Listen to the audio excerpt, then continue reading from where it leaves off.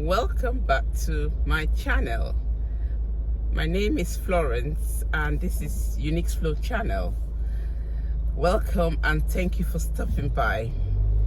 If this is your first time here, you are truly welcome, and please consider subscribing and don't forget to click on that bell icon so that whenever I post a new video, you do not miss out on my new videos.